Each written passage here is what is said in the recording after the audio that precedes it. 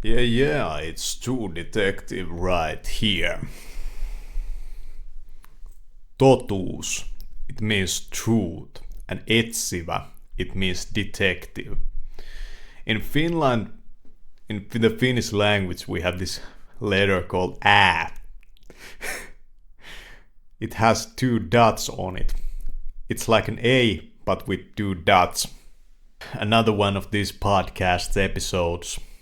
Random thoughts about the internet, peer-to-peer, torrents, controlling your life instead of letting the internet control you.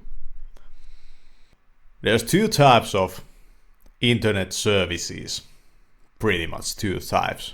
One is peer-to-peer, so that's like torrents, and then other one is centralized server. With torrents, you can download all kinds of nasty stuff, all kinds of stuff that is posted free that will cost your sanity and mental health. Just like anime does, it costs your mental health and sanity. And from this we can learn that usually there's always a cost even to free stuff. These videos are free, and I can attest and I can assure you that I'm not designing the cost of this.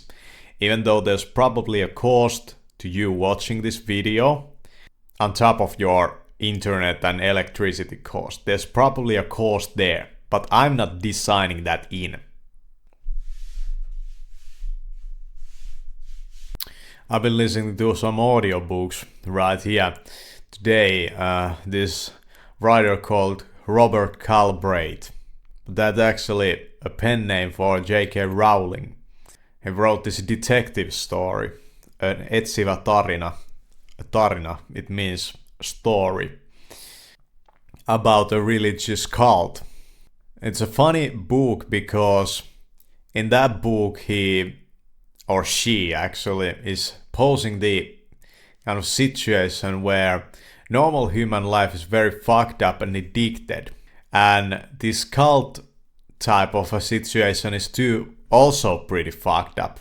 But how in that there can be a freedom there that cannot be found in the real world, so to say.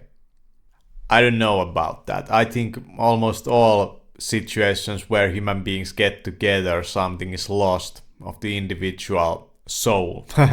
Of the individual loses something because the group has to forward its agenda.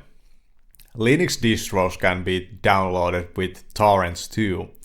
And a question that I have about those Linux distros right now is, do these Linux distros have their separate agendas? Do they want to push you something, or do they want to craft the user or mold the user in a certain way? I would say that for some weird reason, the cultures and the thoughts of those, it's for certain that through Linux distros you can be influenced in many ways. So I would say that that's the cost of these free Linux distros. There's one Linux distro that you can pay for. You can probably make a donation for a lot of them, but you can pay for Red Hat. But I hear online at least that Red Hat is now closed source software. So is it really even like Linux anymore if it's closed source software? I don't know, maybe Red Hat has its users out there. You see this picture over here with me. This is my picture actually, like I took this. Yeah, I made this wallpaper, so that's my Fedora.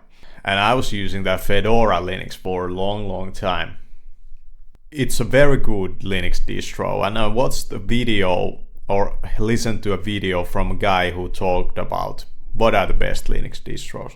And he said that best Linux distros are OpenSUSE, Ubuntu, Debian, Arch, and Fedora. I would probably tend to agree with that. Those are probably the main ones that you should go for. With Linux, I would avoid forked distros like Elementary OS, Manjaro. You should avoid these type of distribution forks. You should go for the main branches of Linux. I believe Slackware is still around too. So, centralized servers versus peer-to-peer and internet peering. What is it really about?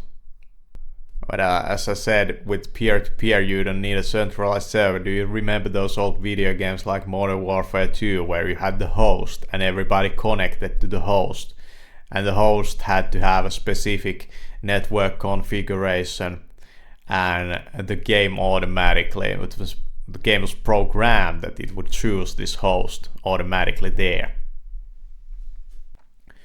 So that's how the game was programmed.